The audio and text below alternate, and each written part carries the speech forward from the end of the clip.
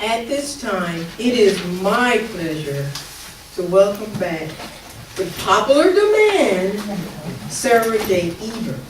Sarah earned her bachelor's degree in foods and nutrition from Purdue University, working her way through school in a nursing home kitchen.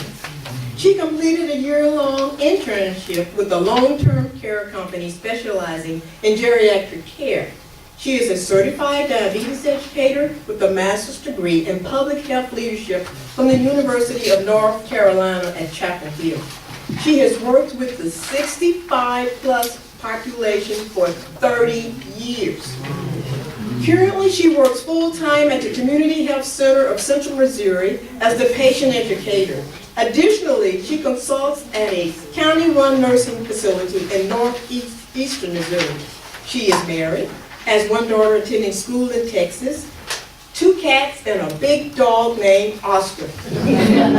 She enjoys gardening and running, biking the Katy Trail early in the morning before all the shenanigans start. Without further ado, please welcome back Ms. Sarah J. Eber.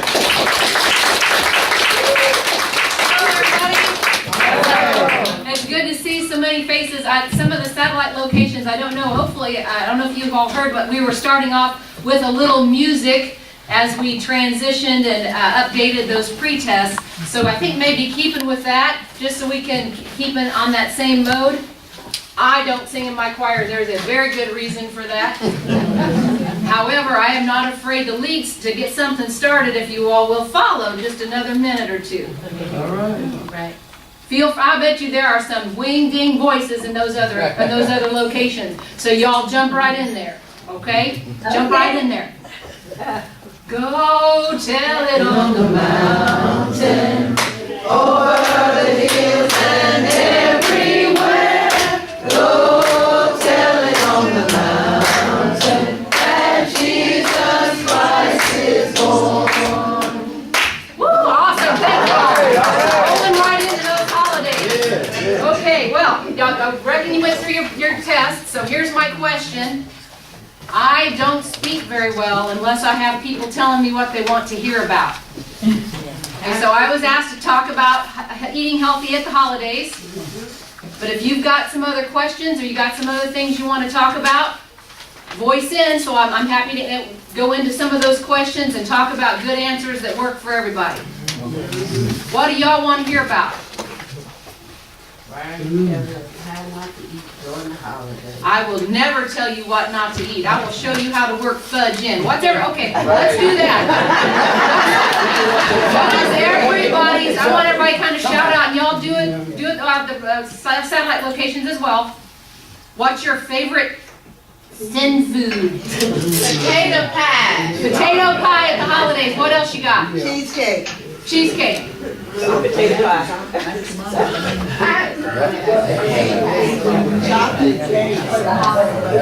Chocolate pie. I didn't hear everybody say fudge. What else is there? Caramel cake. Cookies. Caramel cake, cookies. Sweet potato pie.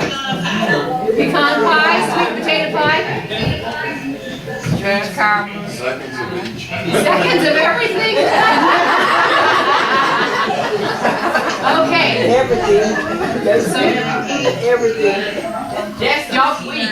Yes, sweet. So everybody come up with something that's really important for you to eat and make the holiday kind of part of the holiday, right? Yay, amen. Okay, she said rum cake. Okay, so with that said, you need to eat those things. Yeah. Now, if you go tell the Board of Healing Arts, I might not be licensed much longer, but you need to go eat those things. Okay? The trick to surviving the holidays is not just about the food. There's a lot more to it. You can work all that food in. Now, for those of you who I visited with last time, part of the key to eating healthy is making sure you get some good lean meat and some fruits and vegetables. So if you're doing that every day and a little heavy duty on the vegetables, everything else can work in. And if you're dealing with any kind of chronic condition, including diabetes, what are the big things that are most important to do to take care of yourself? What are those things? Exercising. What else? Water. Sleep. Drinking water. Well, I'm sorry, what's again? Rest. Rest, eat right. Say again. Eat right. Sleeping, eating right. All of those things are exactly what you do in the holidays. But think about that. We got lots of things to do, up kind of late, so we're not sleeping much.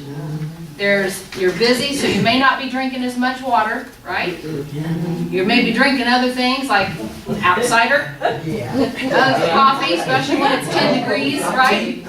Eggnog, right? So get your water in. Set yourself up to always get your water in, okay? Getting a good night's sleep.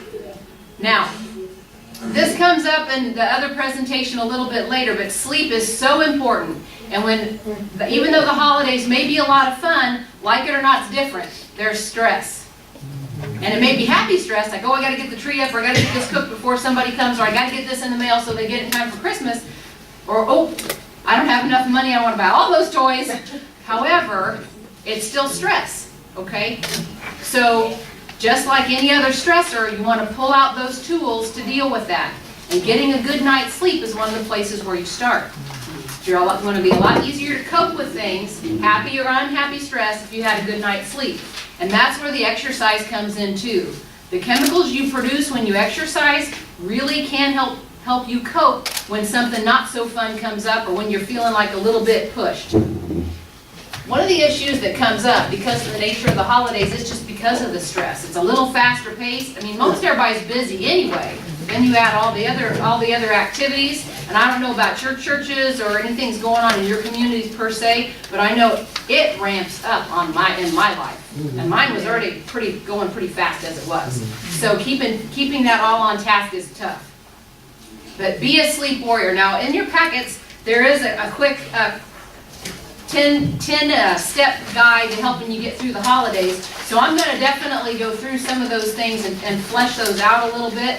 But I also want to hear your challenges.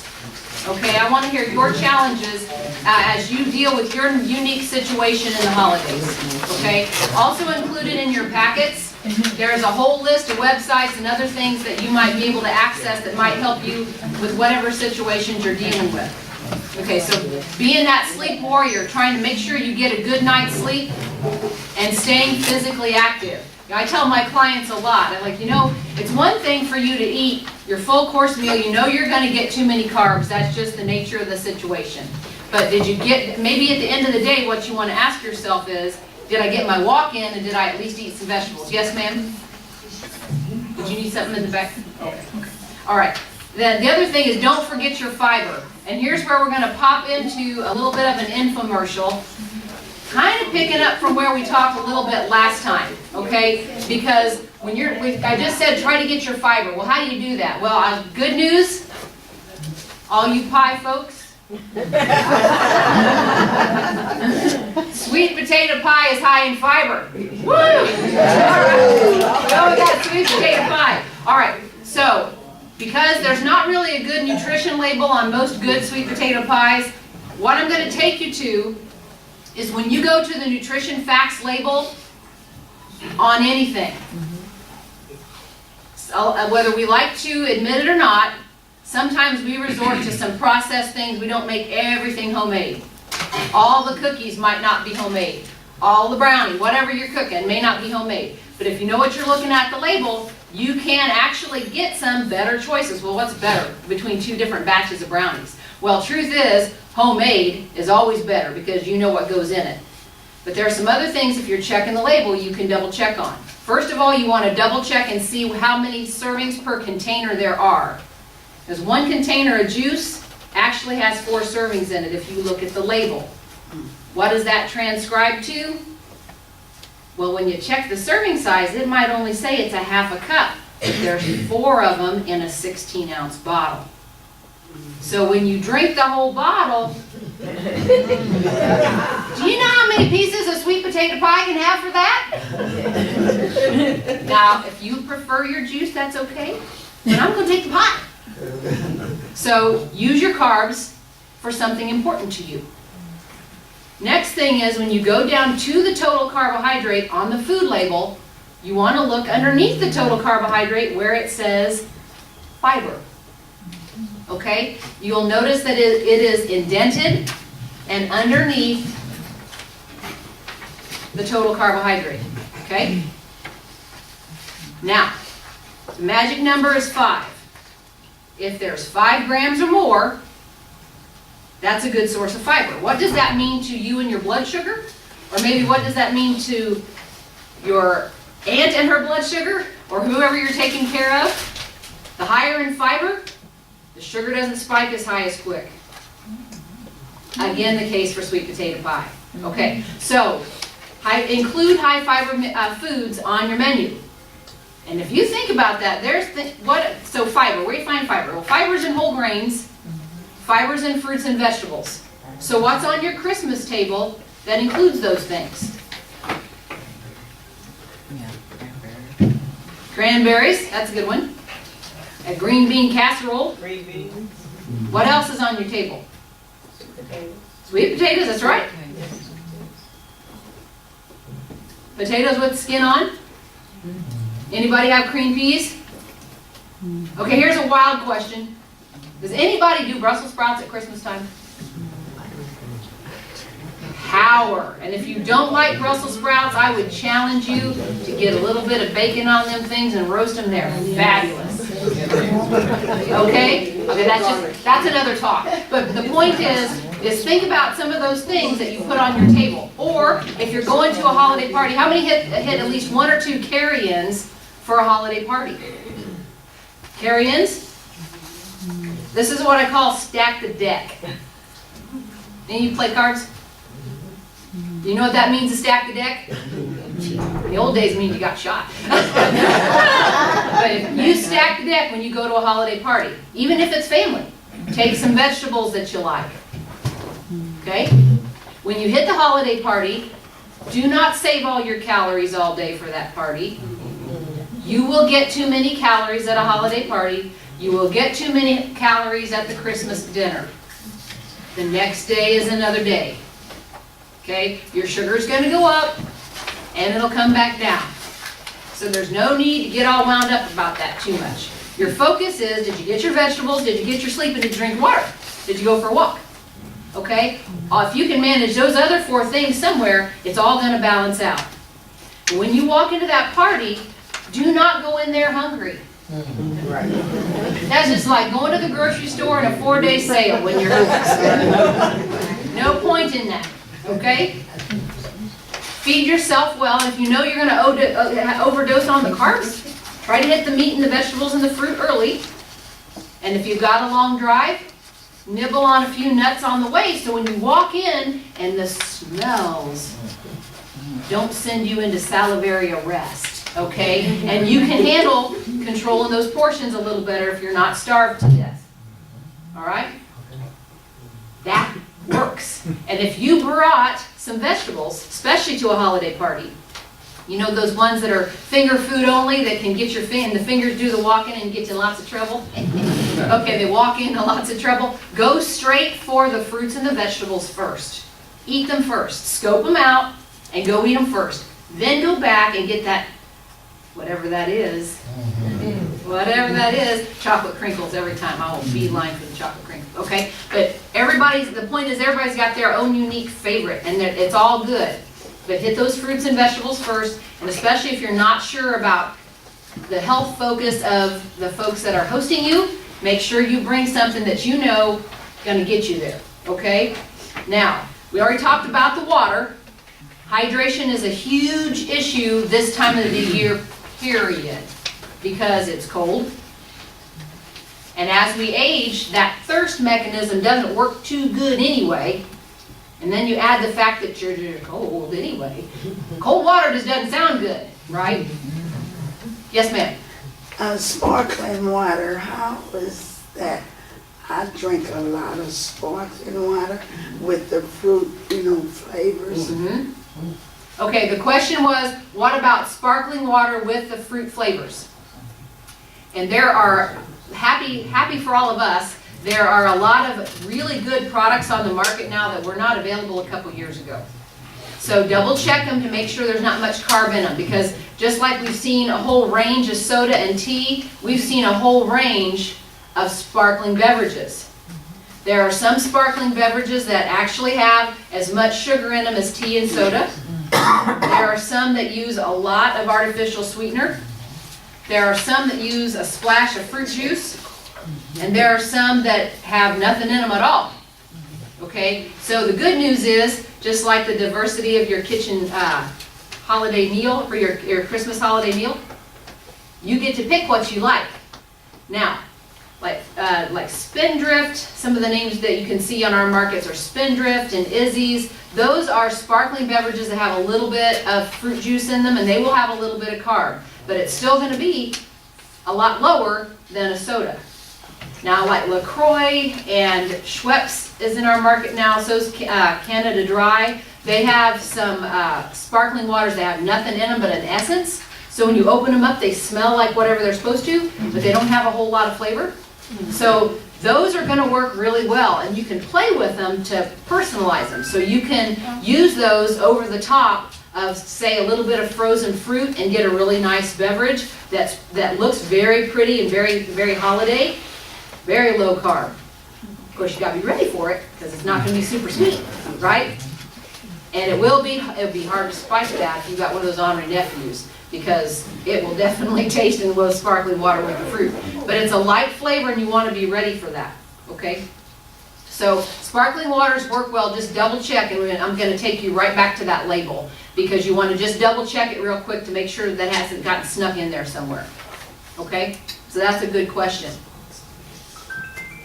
So stick with your water and use those sparkling beverages that don't have a lot of stuff in them, because those are going to help you with your hydration. So does green tea, and maybe some of you have heard of white tea. That's actually a different part of the tea plant. The caffeine's really low in those, so they won't contribute to that caffeine dehydration that a pot of coffee or even the orange pico tea can. Okay? Now, on that note, with the sparkling water, and a little bit on the alcohol. Now, some folks imbibe and some don't. Again, totally up to you. But be very careful with the alcohol. For many reasons, we could have a whole session on that. But with the alcohol also comes dehydration. Okay? And it's really easy, if you're not well hydrated to start with, a little bit of alcohol actually will hit your brain a lot faster and take your judgment away. And you're going to lose that hydration. It's easy, especially when somebody mixes a good holiday beverage, like that sneaky nephew who dumps the whiskey or the rum and eggnog. You know, you got to be really careful with that. Just what I would suggest is when you get those really rich beverages, whether they've been spiked or not, match 4 ounces with 8 ounces of water. This is a technique you could start practicing now with anything. So for every half a cup you drink, chase it. You used to talk about, at bar lingo, you'd order a mixed drink and then a beer chaser. So I'm going to tell you, you start with your whatever drink it is, even if it's plain old eggnog with nothing in it, and chase it with 8 ounces of water. Okay? You can practice that now with milk at home or even coffee or tea. For every 4 ounces, match it with 8 of water. It works. What a lot of us have a tendency to do, especially when you walk into a room, is if something smells good, like the cider on the stove or the mulled wine, it smells good. And that stuff, that doesn't just work on your taste buds, that works on your eyes, it works on your nose, and you are on sensory overload, and your brain just says, I want it now, right? And that's okay. If you're already in the habit of having a little bit and then chasing it with some water, you can work that out, and you'll find that that little bit is very satisfying, and you can stop. Now, a little bit will be good, and you'll have enjoyed it, and you're no worse for the wear. But on that note, checking your labels with anything you pour in and add. Is anybody familiar with this product? This is a Russell Stover Sugar-Free Pecan Delight. Yeah. Devil in a wrapper. Okay. Now, this is just like, this is a turtle, but it's a Russell Stover version that's sugar-free, and they are fabulous. They are fabulous, I'm telling you. If you've never had one, have one. Do yourself a treat. Okay, but now we're going to flip back to that label, because this will take the fun out of your holiday a lot faster than a lot of things. Okay? So going right back to that food label. See, y'all laughing, y'all know what I'm talking about. Okay. Yeah, check the serving size. Okay? On this one it says 2 pieces, so 2 turtles. Now if you really like them, is 2 enough? However, if you've had your vegetables and dip, and you've had a few other little things sitting around, you might be able to stop at 2. All right? And you be careful too, these pretty little things sitting out on a platter, you better ask who brought them, what they made them with. Just check it, because there's kind of a false security to sugar-free food. Okay? So with that said, in 2 pieces, the total carbohydrate is only 19 grams. That's only equal to 1 piece of bread or 4 ounces of juice. That's totally legal, right? No big deal, work that right in.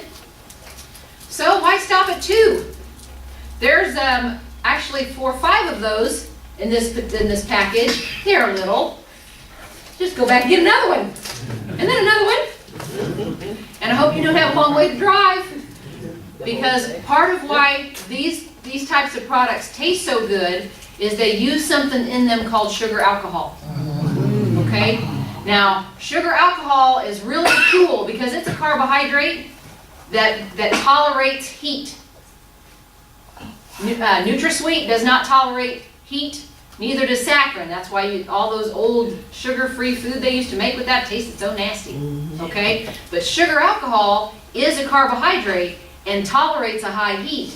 And you add a little milk and butter, and it makes caramel, just like any plain old sugar. Okay? But the trick is, the human body only digests about half of that. You know what your body does with stuff it doesn't like? Out it goes with a vengeance. So that's why you've got to be really careful with sugar-free candy. Because if you eat too much, your stomach is going to hurt and there's going to be a problem.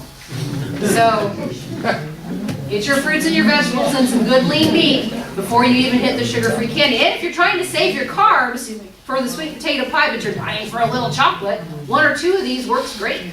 The trick is, don't go get one of these if you're hungry. Get some food if you're hungry, and then finish with that. You'll enjoy it just as much. Probably better because you'll eat it slower. All right? So that's just that little infomercial, because the thing you'll notice is there's something called the sugar alcohol listed under the total carbohydrate. And you will only digest half of that. So half of it will eventually contribute to your blood sugar. But because it takes your body longer to break it down, you don't get the spike, which is why you don't get a blood sugar spike when you have a little bit of chocolate. So depending on what your favorite sin food is at the holidays, whether it's the sweet potato pie or the fudge or the cookies, or whether it's the Chex Mix. I didn't hear anybody talk about Chex Mix. You know that old salty, yummy stuff? All right? So my point though is, you eat some of that, then you crave the chocolate. All right, so maybe 1 of these will be enough. Just be kind of careful, double check those labels, and if you're trying to kind of balance things out, try to choose stuff that's a little higher in fiber, beware of the sugar-free. Use a little bit, but be careful with that, okay? Now, the comment on this paper says you are already sweet enough, and that is absolutely true, but it is part of the Christmas season. So, eat your fruits and your vegetables first. As soon as I tell you all that, and the first thing I think about, because I do this to one of the doctors at one of our clinics, because the man never eats. And I will forever go to the grocery store and pick up their vegetable tray, because they'll put one on sale when they're trying to get rid of them toward the end, and grab some hummus and bring those to the clinic. Okay, because chickpeas are full of fiber and protein, and they dip vegetables very nicely. And you can put those on the counter and it's easy to dip them. No blood sugar problems with that. And you will be full. So it's a lot easier to say, okay, 1 piece of pie is enough, or 1 piece of cheesecake is enough. But even with that said, that's still a lot of sugar going in. Okay? And if you're careful and you're watching it, enjoying yourself, you can certainly manage that. But there's one little element you really just got to remember. You got to keep in mind, just as much as you love your kids, your grandkids, your other loved ones, and you've got them all close. That's really what you focus on, isn't it? You know, the important part of the holiday is sharing it with somebody else, or thinking about someone you love, or calling them on the phone. But don't forget your teeth. We ever think about our teeth in the middle of all that? It's like the last thing from your mind, right? Sarah, where'd you get teeth? We were talking about our loved ones. Well, take good care of your teeth. Kisses are a lot sweeter after brushed teeth, right? Okay. But that sugar will sit on those teeth and the plaque develops. And it only takes 6 hours, 4 to 6 hours. So not too long after a meal, things are settling down and you're full. Brush your teeth and get your water or your green tea. Good to go. Whenever you brush your teeth fairly regular, you shut down that acid forming and the plaque doesn't develop. Takes good care of your teeth. Okay? That's like the forgotten hero of the holiday, right? How hard is it to chew the ham if your teeth don't work? Right? Take good care of those teeth. Okay? Now, the other piece of that is, and on this paper, I love the way she said it, because that's why I keep bringing it up. It says, enjoy an oxygen cocktail. So we were just talking about the good old holiday drinks. What is an oxygen cocktail? You go out and get some fresh air. Okay? And if we're lucky, we'll have a day like this, where it's 45 or so, cool enough to be refreshing, but not cold enough that your toes are frozen, right?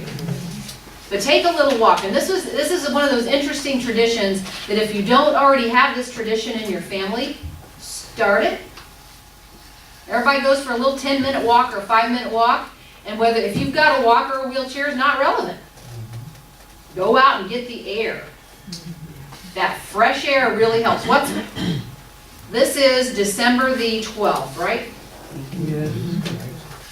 What started about 6 weeks ago? 6 weeks maybe? Maybe almost 2 months now. Cold and flu season? Did y'all go get your flu shots? Yeah. Get your pneumonia shots, right? Yeah. Well, and what has our weather been? And freezing cold. Who wants to go out in that, right? So we're all stuck together in this big or little room, lots of germs, right? Get outside and blow them out of there. Okay? The other a little quick point too, as you decorate your homes for the holiday, decorate your humidifier and bring it out. Put some jingle bells on it if you want to. Bring out your humidifier. Have y'all heard of that to reduce your colds and flu? It's one of those very unsung things, and a lot of young people don't think about this. I think I spend half my time counseling all my young diabetics when they come in to see me. Get your humidifier out. Put a little bit of humidity, keep it clean, or that just is another problem. But a little bit of moisture in the air keeps all the bacteria down low, so you're not breathing it. And in a room full of people coming from different places, they're bringing different bugs. And when you're dealing with diabetes or any chronic condition, you're going to be more prone to those things. So this is that other way that you reduce that. Anybody ever, this is just a quick poll, kind of asked among yourselves, after you get through the holidays, how long after Christmas or the New Year do you catch a cold or the flu? Does it happen to you pretty quick? After all the chaos kind of settles down? Or maybe right toward the end? I found that this was happening to me every year. As soon as it was done, boom, cold or a low-grade flu. It's because of the stress and not sleeping and not getting enough water. And all the germs with all those wonderful people I love to share with. Didn't want to share the germs, but shared everything else. But I got left with the germs. So, get that oxygen cocktail, keep the humidifier going. And in those difficult moments, take a good inventory of what's really important. If you're getting stressed out about the buying or whatever, maybe that's time to stop and say, what can I make sitting here that's more meaningful? Because ultimately that time that's taken on a thoughtful gift can be more important. So really this is a good time to take stock. in what's really important. It's about each other and being together and enjoying the season. It's not so much about all the things. And as soon as you feel like you're connected, you're clearly going to be well fed, right? You got a little bit of exercise, all of those things can be a lot easier to cope with. Okay? So those are a few tips to kind of get you going with the holiday. Does anybody have questions or now it's time to hear some challenges that you run into with your holiday situation. Everybody's unique. Who's willing to share? Yes, ma'am. Wine. I want to know. Wine. Just any. Okay, so the question is about wine. All right, so there's a wide variety of sweetnesses and consequently a wide variety of carbohydrate contents and a wide variety of alcohol contents. Okay, the sweeter wines will have more carbohydrate. So one of the sneaky things to do is to take those sweet wine, 4 ounces of it, which doesn't look like a lot in a glass. Have you all been to a restaurant and they pour you a glass of wine and you say, and where's the adult glass? Yeah, right? So they know what they're doing. They're controlling their portions, right? And they're doing it for you. But you may not feel like doing that at your holiday party. So you know what you do? That's where you add that sparkling water. Now you make a spritzer out of that wine. Good flavor, half the carb, twice the volume. Oh look, it's an adult glass of wine. Still only 4 ounces. Yes, ma'am? Did that kind of answer your question? Yes. Okay. Yes, ma'am. Now that I'm older and wiser, as far as cooking, split it up. If you have family coming, and don't wait till the last minute to prepare stuff, you know, have one daughter bring this, one daughter bring that, or somebody else bring that, and reduce your stress. Amen to that. And what is it really all about? Family. It's about everybody getting together, focusing on the reason for the season. Everybody bringing something. And that took many years to learn. Yes, ma'am. It's a lot more fun. And if you're really worried about that one daughter-in-law who can't cook, just make something else and have it ready, right?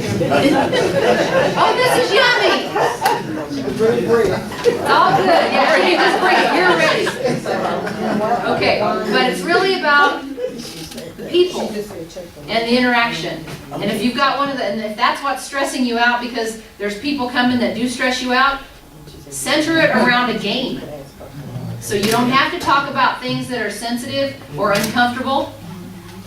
Pull out the cards, pull something out fun to do so you're focused on the game. I remember one year it was so warm at Christmas, I think they pulled out the horseshoes. Went out in the yard and threw horseshoes. So pull out some of those, maybe some of those old time games that the kids don't know, the little ones don't know anything about, and teach them something. Our family was euchre. Anybody from Indiana? Euchre was a card game you always do with 4s. And if you've got more than 4 people, doesn't matter, you set at different tables, and then you round them. Boy, you can have a blast, and you never have to hear about so-and-so's bunion, or so-and-so's this, or whatever you don't want to hear about, right? Okay, go, no, wait a minute, you trump my ace, focus on the game. And it's all funny. Stress goes down, it's all good. Okay, good question. Yes, ma'am. 2 weeks ago, well, my daughter just found out that she had an extra grandchild. And so, 2 weeks ago, extra. So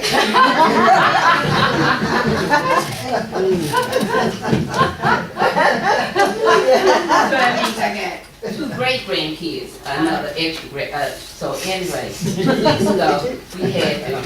And so we took them out, and by the time I got back home, it was like, oh, Jesus. I had to call on him. You know, it's hard when you don't have kids in the house. Yeah. And you haven't been around kids, and God knows when, little kids, and they're both 6 years old. And that's the first time they've seen each other. And you were like, you had to go do things, do things with them. And you had them overnight and all day long. Yep. And you're just tired. You're just tired. You just. Right. And did you still have them, or did you get rid of them? Did you go back home?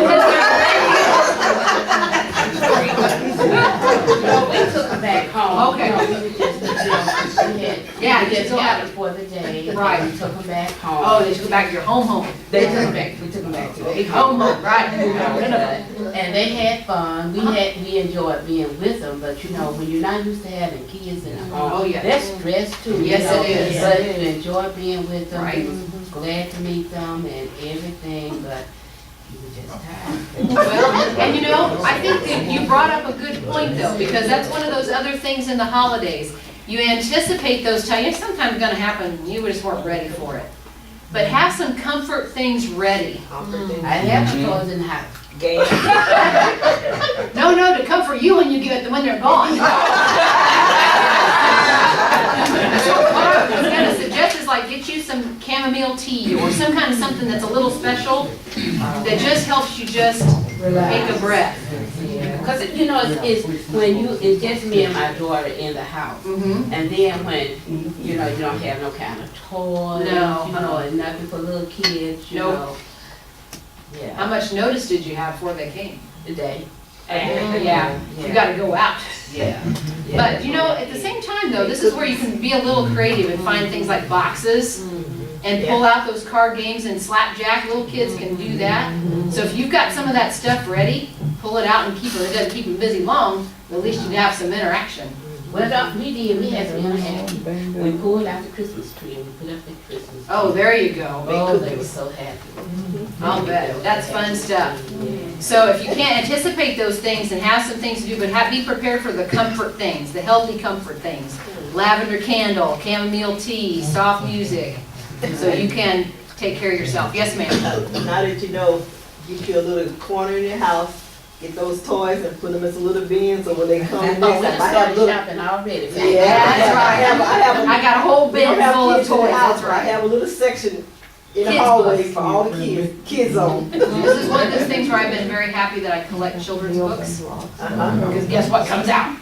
Are there questions at the satellite facilities? Do you have some challenges that you all want to share and talk about?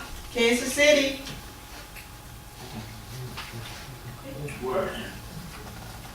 Yes.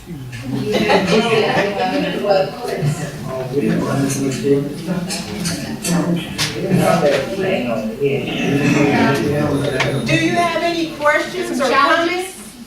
comments? Not yet. Late night.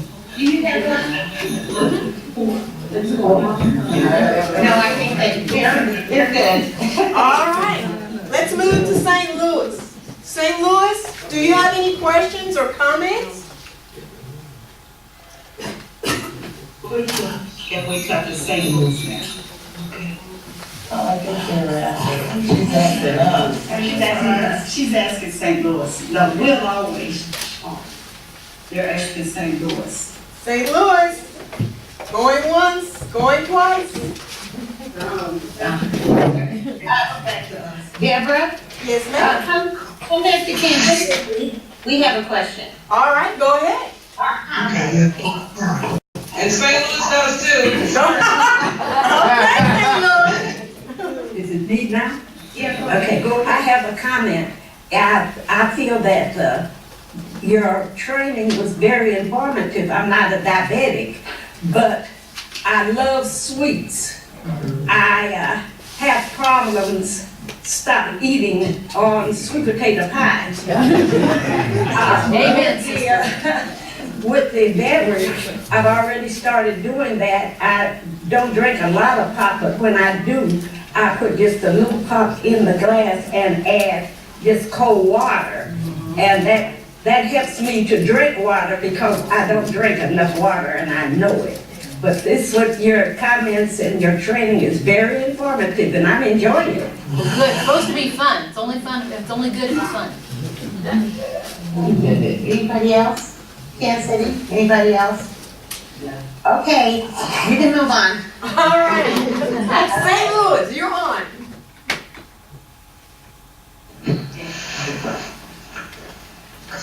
No questions. All is well, thank you.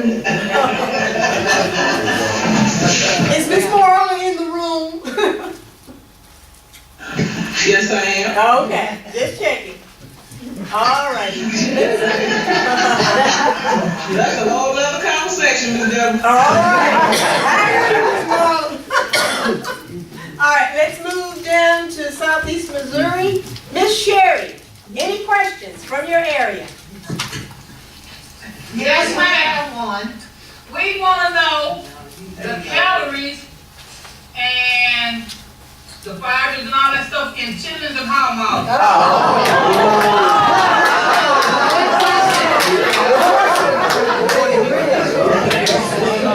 That's a very good question. Okay, so before I answer your question, here's one back. Are they homemade or are you buying them?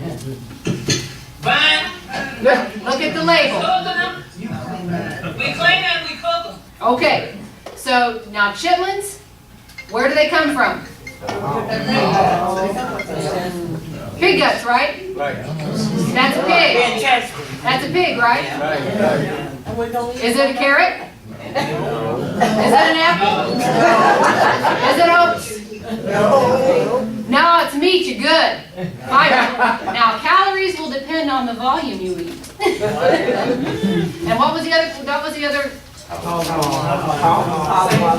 Same thing, so they're protein, no fiber because they're from an animal. What do you think about the calories?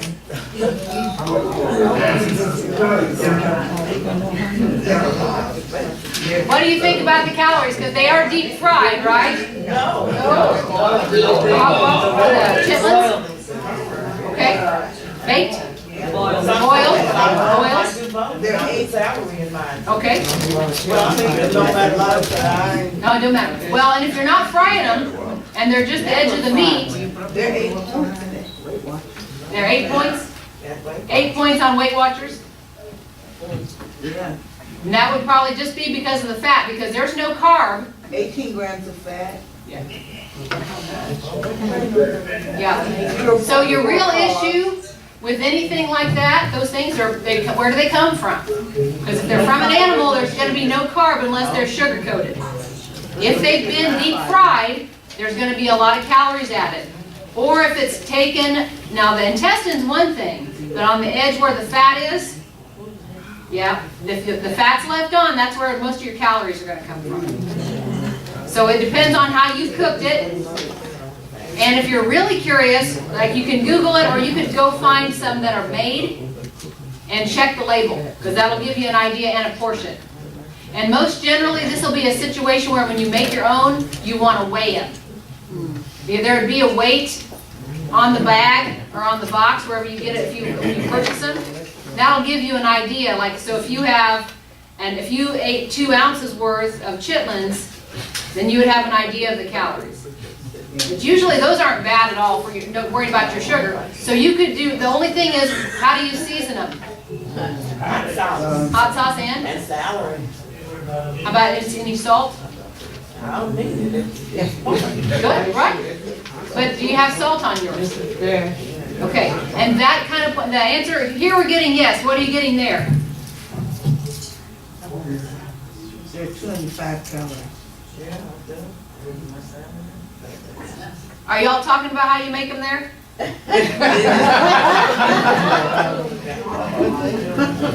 Because, gotcha.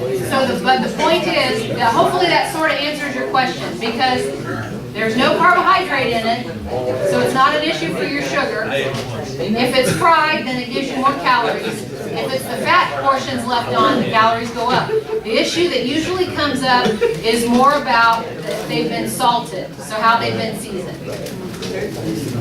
From a health standpoint, not going to raise your sugar. My other question is, does it fill you up?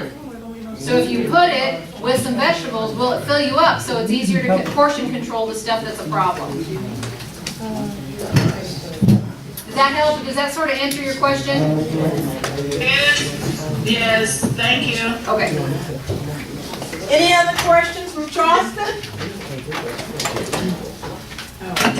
Hey, Charles, did you say Charleston? I did. Charleston. Okay. No more questions. All right, Miss Rosie. Hi. Hi.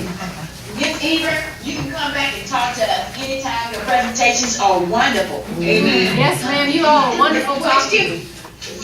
Thank The you. question we have is the only one on the protest is asking about the temperature of food. Right. And we just want verification of that, please. Yes, ma'am. So we've talked about all the fun, though. The closest we got to the answer to this question, where we talked about the sugar, alcohol, and the candy. Because we talked about all the good food.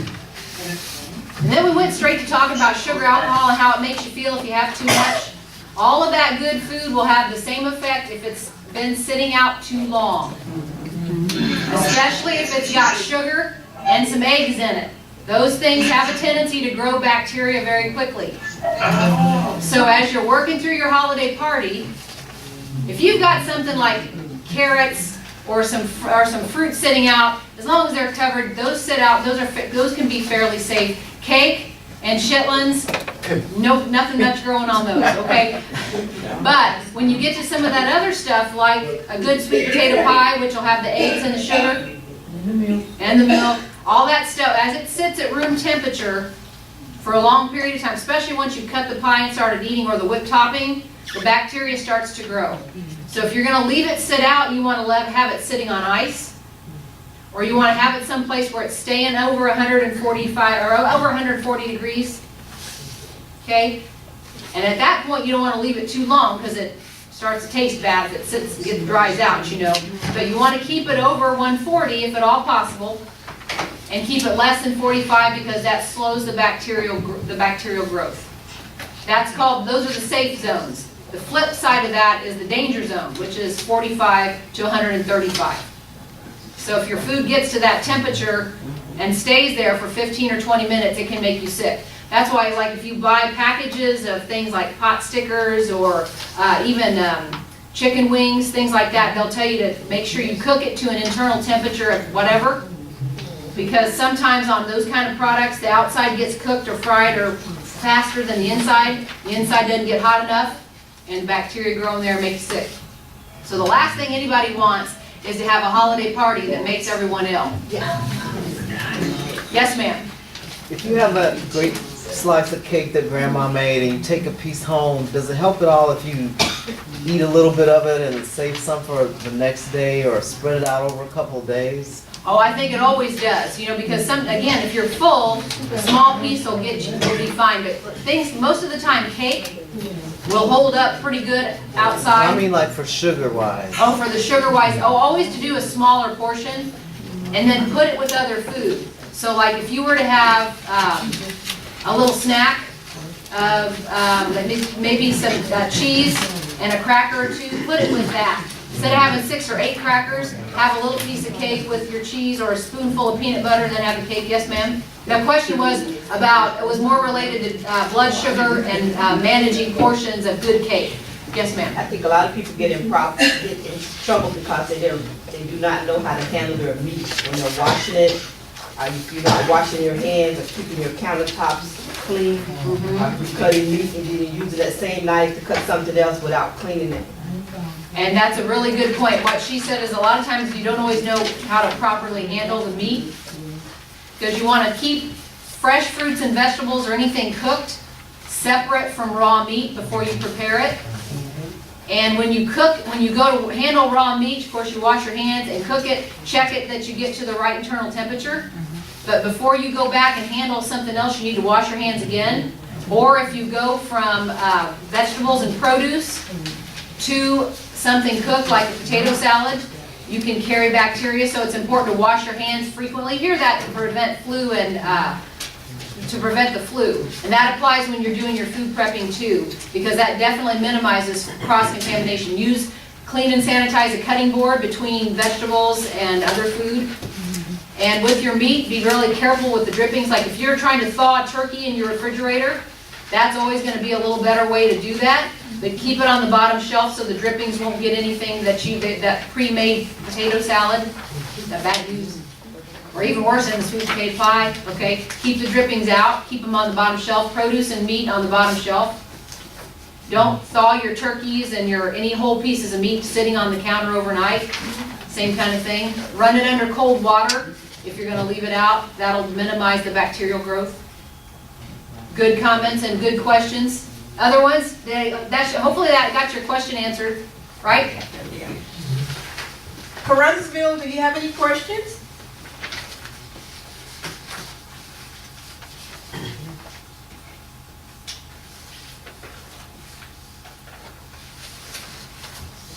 They're already at lunch. All this talking about food's made them hungry.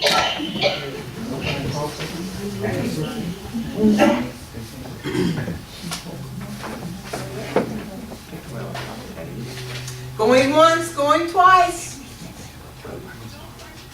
I heard no questions. Yes, No questions on St. Louis. All right, thank you. Number 4, you're talking about preventing foodborne illness. the safety zone to prevent foodborne illness is less than 45 or more than 135. So what temperatures are It's safe? 165 isn't for meats and stuff. So that would be above 135, right? Good shot for the meat, yeah, and a lot of times you'll find that they'll tell you that to reheat, I want you to go up to 165 versus original cooking, which might be 135 or 140.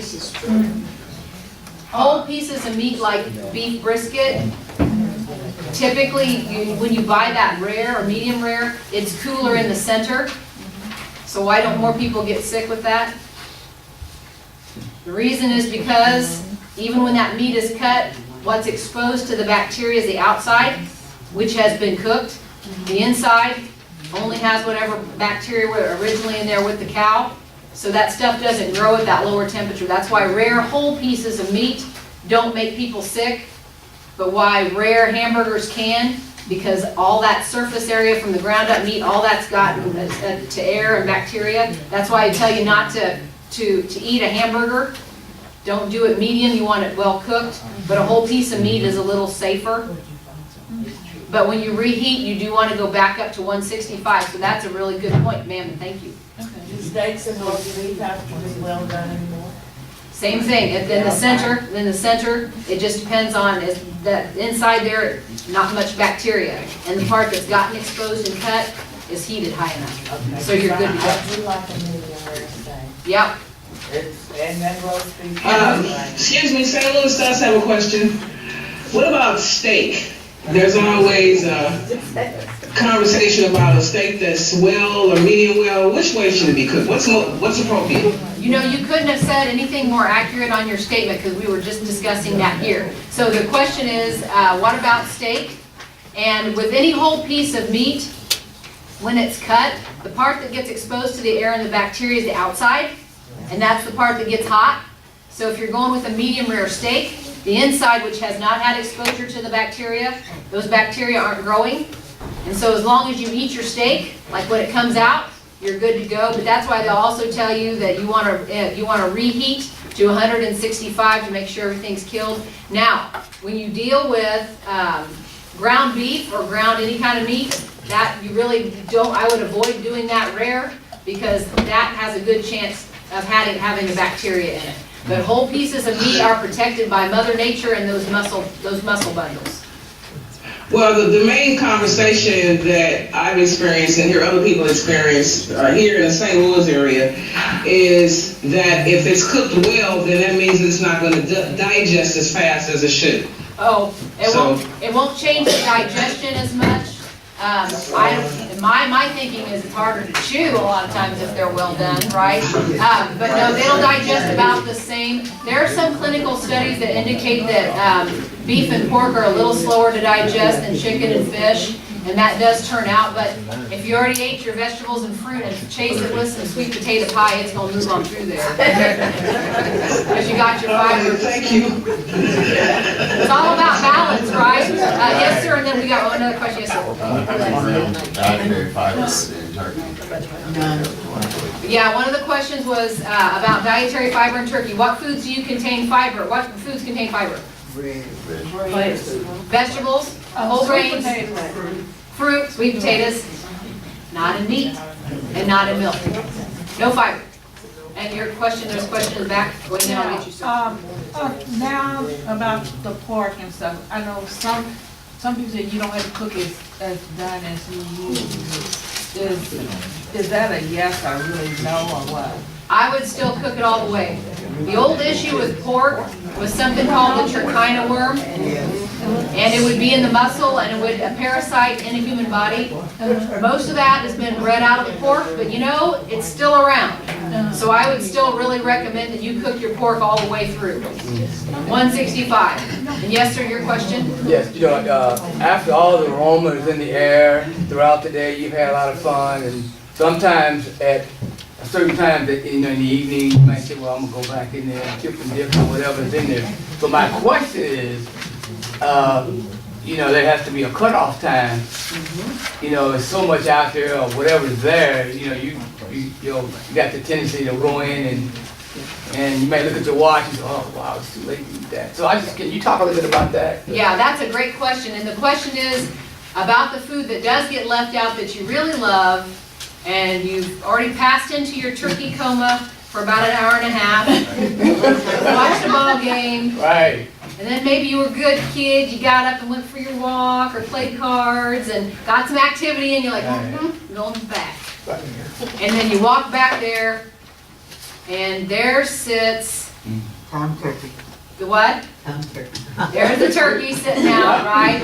Or there's the apple salad with the mayonnaise and the marshmallows, and that looks really good.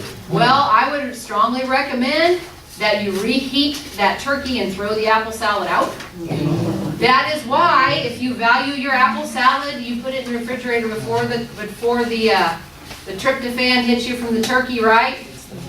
Put it in there, put it back, and that's also too why we're talking about put it on ice or keep it hot, and then shut it off. And you know, the advantage to a cold Christmas, you can just stick it out the door. Right? Cover it, put it outside, it gets really cold. But that's the trick there. And the other thing too is how you pack it.